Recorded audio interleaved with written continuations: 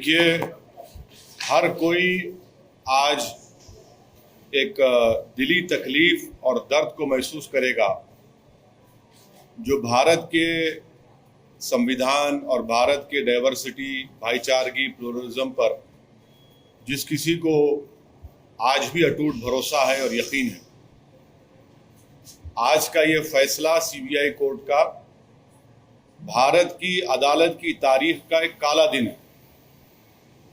और मैं इसलिए कहता हूं क्योंकि सुप्रीम कोर्ट ने 9 नवंबर को जो सिविल डिस्प्यूट के मुकदमे का फैसला दिया था, जजमेंट में सुप्रीम कोर्ट ने कहा था, अंग्रेजी में कहता हूं कि सुप्रीम कोर्ट ने कहा था कि it is an egregious violation of rule of law. और सुप्रीम कोर्ट ने यह भी कहा था कि ये calculated act of destroying a public place of worship. अब मैं ये समझने से कासिर हूं कि अगर सुप्रीम कोर्ट ये कहता है कि egregious violation of rule of law, तो क्या कोई जादू से मस्जिद को शहीद कर दिया गया था 6 दिसंबर को? क्या कोई जादू से वहां पर 28 और 29 दिसंबर की रात 49 में मूर्तियां रखी गई थी? क्या कोई जादू से उसके ताले खोले गए थे जब राजीव गांधी प्राइम मिनिस्टर थे? इसीलिए मैं ये कहता हूं कि सुप्रीम कोर्ट ने जो बात कही उसके बरखिलाफ आज ये जजमेंट आया है।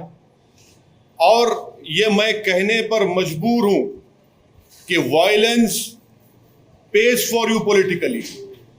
अगर आप वायलेंस करेंगे तो आपको मिल जाएगा, क्योंकि आप अंदाजा लगाइए कि अडवाणी की रथ यात्रा जहां कहीं भी भारत में गई, वहां पर खूनरेजी हुई, मासूम लोगों का कत्ल हुआ, जायदादें जलाई गई, खानदान उजड़ गए, बर्बाद हुए। और आज ये फैसला आता है सीबीआई कोर्ट का जिसमें कहते हैं कि वो स्पॉन्टेनियस नहीं था। तो हम ये जानना चाहते हैं कि भाई साहब, ये कितने दिन, कितने महीने लगेंगे प्रिपरेशन के लिए ताकि वो स्पॉन्टेनियस ना हो? आप बताइए ना, कितने दिन, कितने महीने लगेंगे स्पॉन्टेनियस ना हो? क्या ये बात सच नहीं है कि उमा भारती ने कहा था कि एक धक्का और दो, बाबरी मस्जिद तोड़ दो? क्या दुनिया ने नहीं देखा कि जब बाबरी मस्जिद शहीद हो रही थी तो मिठाइयां बांटे जा रहे थे? अडवाणी, मुरली मनोहर जोशी, उमा भारती, ये सब लोग तो मिठाई खा रहे थे, खुशियां मना रहे थे। कैसा ये फैसले पे आज आ जाती है आप? आखिर पैगाम क्या देना चाह रहे आप? पैगाम क्या देना चाह रहे? पैगाम यही मिल रहा है कि वायलेंस पेज, मास वायलेंस पेज। आप अंदाजा लगाइए कि 1950 से अब तक इस मसले में मुसलमानों को इंसाफ नहीं हुआ, और आज ये फैसला आता है 28 साल के बाद। हम आज भी कह रहे हैं, अगर ये मस्जिद नहीं शहीद होती तो क्या 9 नवंबर का सुप्रीम कोर्ट का फैसला आता था? सारी दुनिया ने देखा कि जो लोग शाम में खड़े होकर स्पीचेस दे रहे थे, लोगों को उकसा रहे थे, उनकी मौजूदगी में क्या यह बात सच नहीं है कि सीबीआई की चार्जशीट में एक विटनेस ने कहा कि कल्याण सिंह, उस वक्त के चीफ मिनिस्टर, ने कहा कि रोक कंस्ट्रक्शन पर है, डिस्ट्रक्शन पर नहीं है? वो भी आप नहीं मानेंगे उसको? क्या सीबीआई की चार्जशीट में ये नहीं कहा गया था कि 5 दिसंबर की रात अडवाणी ने विनय कटियार के घर में साजिश रचाई? क्या यह बात सच नहीं है कि अडवाणी ने कल्याण सिंह को कहा कि उस वक्त तक आप रिजाइन मत करिए जब तक कि मस्जिद डिमोलिश नहीं हो जाती, ताकि गवर्नमेंट का डिसमिसल ना हो? क्या बीजेपी की सरकार उस वक्त की जाकर सुप्रीम कोर्ट को वादा नहीं किया था कि हम मस्जिद को बचाएंगे? ये फैसला, मुझे कहना पड़ेगा कि ये judgement satisfies the collective consciousness of Hindutva and its followers and its ideology. ये जजमेंट का यही है। किसने तोड़ा फिर मस्जिद? फिर हम पूछना चाहते हैं, जब 6 दिसंबर 1992 को मस्जिद शहीद हुई थी, उस वक्त मैंने अपने आप को एक हेल्पलेस महसूस किया। मैंने अपने आप को अपने लिए एक ह्यूमिलिएशन समझा कि मैं अपनी एक अब शर्म महसूस हुई कि मैं अपनी मस्जिद को बचा नहीं सक रहा हूं, और आज आप ऐसा फैसला देते हैं। तो फिर आखिर इतना सब जो इन्वेस्टिगेशन हुआ, कैसा क्या हुआ? एक और बात आपको समझने की जरूरत है कि आडवाणी को हाईएस्ट सिविलियन अवार्ड दिया गया बीजेपी गवर्नमेंट तरफ से, एक्यूज्ड हैं। तभी हमने कहा था कि देखो, मैं प्रेस कॉन्फ्रेंस में कहा था कि आडवाणी को ये हाईएस्ट सिविलियन अवार्ड दिया जा रहा है। आज उसका नतीजा हम देख रहे हैं। उमा भारती, अच्छा आप एक और आदमी का नाम ले लीजिए, हिंदुस्तान टाइम्स में आया कि भगवान गोयल कोर्ट के बाहर कह रहा है, कोर्ट के बाहर फैसला देने से पहले कोर्ट के बाहर कह रहा है कि हां, मैं एडमिट करता हूं कि मैंने डेमोलिशन में हिस्सा लिया। वो बीजेपी में उस वक्त का नॉर्थ इंडिया का शिवसेना का चीफ था। कोर्ट के बाहर कह रहा है और कोर्ट में जाकर कोर्ट बरी कर देता है लोगों को। तो ये मेरे लिए बहैसियत एक भारत के मुसलमान के लिए, जो मैं 6 दिसंबर 1992 को जो मुझे एक ह्यूमिलिएशन और बेबसी जो मैं महसूस किया था, आज मैं वही महसूस कर रहा हूं। इंसाफ नहीं हुआ इस मसले में, इंसाफ नहीं हुआ इस मसले में। जिन लोगों के इशारे पर, जिन लोगों की मौजूदगी में, जिनके तकारीर के जुमलों पर ये वायलेंस, तशद्दुद हुआ, क्रिमिनल एक्ट जिसको सुप्रीम कोर्ट ने कहा, आज वो पूरे के पूरे बरी हो गए। अब मुझे ये नहीं मालूम कि सीबीआई अपनी इंडिपेंडेंस को बरकरार रखने के लिए अपील करेगा या नहीं करेगा, और मुझे यह भी नहीं मालूम कि अगर अपील करेंगे तो कितना टाइम लगेगा अपील की सुनवाई के लिए। मगर अपील करना चाहिए। यह नाइंसाफी पर मबनी है, बिल्कुल नाइंसाफी पर मबनी है। इसको कोई भी सही सोचने वाला भारत का शहरी इसको सवाल करेगा कि भाई ये क्या इंसाफ हो रहा है, क्या इंसाफ हुआ? हरगिज़ इंसाफ नहीं हुआ। सारी दुनिया जानती है, सब जानते हैं कि बीजेपी, आरएसएस, विश्व हिंदू परिषद, शिवसेना, इन तमाम की मौजूदगी में और साथ ही साथ कांग्रेस पार्टी, इसकी जड़ कांग्रेस पार्टी है। इनकी हुकूमत में मूर्तियां रखी गई, इन्हीं की हुकूमत में राजीव गांधी ने ताले खुलवाए, शिलान्यास किया। इन्हीं की हुकूमत थी कांग्रेस की जब मस्जिद शहीद हुई, और आज ये फैसला आता है। इसीलिए मैं मानता हूं कि ये हमारी भारत की अदालत की तारीख का एक काला दिन है। सर, ये भी आप हमेशा कानून को मानते हैं, हमेशा कोर्ट जो है, कोर्ट से कुछ नहीं होते, उसकी बहुत इज्जत करते हैं, लेकिन जैसे नतीजा ऐसा अगेंस्ट में आता है तो आप कोर्ट को भी ये कर देते हैं, क्यों सर? नहीं, कोर्ट, देखिए, सुप्रीम कोर्ट का फैसला आखिरी होता है। ये तो फैसला आखिरी नहीं ना, और कोर्ट के फैसले को नहीं के खिलाफ या उससे डिसएग्री करना कोई कंटेम्प्ट नहीं है। मैं तो आपको तमाम दलाइल दे रहा हूं, ये तमाम दलाइल दे रहा हूं। जजेस भी सब देखे होंगे ना सर? क्या? वही तो हम कह रहे हैं ना, ये देख के कैसा फैसला दिया आप, वही तो हम पूछ रहे हैं। वही तो हम कह रहे हैं कि आप ही की चार्जशीट में आप ये लिख रहे हैं कि कल्याण सिंह ने कहा कि रोक कंस्ट्रक्शन पर है, डिस्ट्रक्शन पर नहीं है। उमा भारती ने कहा कि एक धक्का और दो। आडवाणी को, मुरली मनोहर जोशी को, उमा भारती को, बाल ठाकरे को, राजीव गांधी को शोहरत कैसे मिली पॉलिटिक्स में भारत में? इसी वजह से मिली ना। इनको पॉलिटिक्स में अगर शोहरत मिली, सत्ता मिली, कैसे मिली? इसी वजह से तो मिली कि आपने हमारी मस्जिद के ताले खुलवाए, मूर्तियां रखी और हमारी मस्जिद को शहीद किया आपने। इसीलिए तो आप होम मिनिस्टर बन गए, इसीलिए तो आप गंगा की सफाई के मिनिस्टर बन गए, इसीलिए तो आप एचआरडी के मिनिस्टर बन गए, इसीलिए तो आप कल्याण सिंह गवर्नर बने। भाई, आपने मुझे खत्म करके मेरी बर्बादी के ऊपर आपने अपना सियासी महल तामीर किया, और आज आपको क्लीन चिट दिया जा रहा है। आज आपको क्लीन चिट दिया जा रहा है, यह अफसोसनाक बात है। तो आगे क्या करने का विचार है सर? आगे अब यह देखना है कि सीबीआई अपनी इंडिपेंडेंस को बरकरार रखने के लिए अपील करेगी या नहीं करेगी। और अगर सीबीआई नहीं करती तो मैं मुस्लिम पर्सनल लॉ बोर्ड के जिम्मेदारों से अपील करूंगा कि वो इसके खिलाफ अपील करें। फैसला आता है और लॉ मिनिस्टर अडवाणी के घर को पहुंच जाते हैं। आप बताइए क्या पैगाम दे रहे हैं आप उन लोगों को जो भारत की खूबसूरती को मानते हैं, इंसाफ को मानते हैं? क्या पैगाम दे रहे हैं उन मीडिया के लोगों को जिन्होंने अपनी जानों को खतरे में डालकर कोर्ट में जाकर बयान दिया, उन पुलिस के ओहदेदारों पर जो अडवाणी के सिक्योरिटी में थे? उन्होंने कहा कि हां ये तमाम प्री प्लान था। क्या कोई जादू हुआ था क्या उस दिन?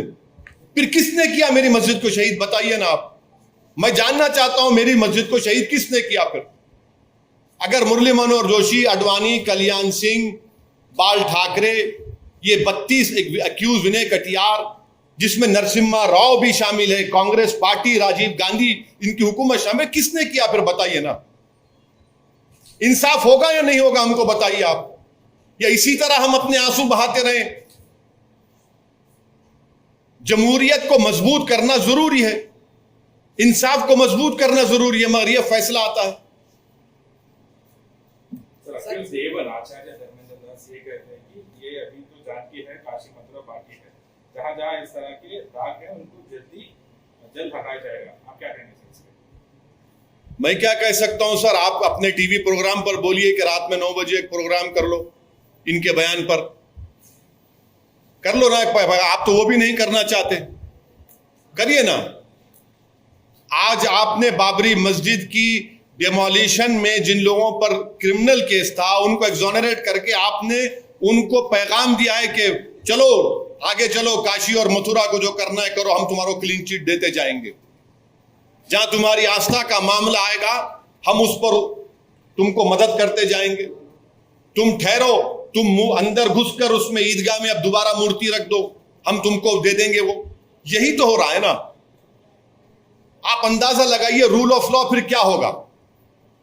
रूल ऑफ लॉ इससे क्या होगा? सुप्रीम कोर्ट ने कहा non egregious violation of rule of law. तो क्या रूल ऑफ लॉ का वायलेशन नहीं हुआ? सुप्रीम कोर्ट ने कहा calculated act of destroying a public place of worship, और आप कहते हैं कि स्पॉन्टेनिटी नहीं थी। फिर क्या होगा? श्री कृष्णा कमीशन मुंबई में, उसका इंसाफ नहीं हुआ। अरे कितने कितने वाकयात जहां पर फसादात हुए मुसलमानों के लिए, दलितों को इंसाफ होता ही नहीं। और आजकल आप आज शाम से आप सुनेंगे कि ये जो बड़े बड़े ज्ञानी लोग हैं, लुक अहेड, भूल जाइए, आगे बढ़िए। अरे आगे कैसे बढ़ेंगे हम? आगे कैसे बढ़ेंगे? सारी दुनिया की आंखों के सामने 6 दिसंबर को मस्जिद को शहीद किया गया, डिमोलिशन किया गया। मैं भूल जाऊं? क्या क्या भूलूं? बताओ मेरे से आप। कितने मेरे बर्बादी के दास्ताने फसाने तुम्हारे सामने रखूं ताकि तुम्हारे कलेजे में जो अगर दिल है तो उसको धड़कन हो, उसको तुम मेरी तकलीफ को महसूस कर सको। क्या पैगाम दे रहे हैं आप इस फैसले से? हम उम्मीद करते हैं कि सीबीआई अपनी इंडिपेंडेंस के लिए अपील करेगा। मुझे नहीं मालूम करेगा नहीं करेगा, तो मैं तो गुजारिश करूंगा all India Muslim personal law board के जिम्मेदारों से कि वो अपील करें इस जजमेंट के खिलाफ। This today's judgment, in my opinion, is a sad day in the history of Indian judiciary. It is a very sad day that mass violence pays. The whole world knows, people of India know, that it was the Rath Yatra of Mr. Advani. Wherever it went, it created havoc.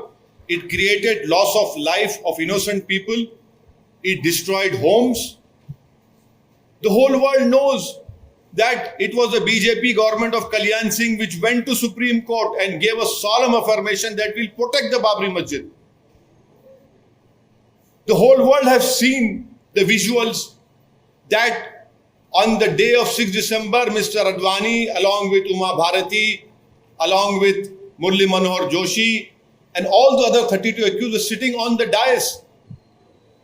They were rejoicing in the demolition of the masjid.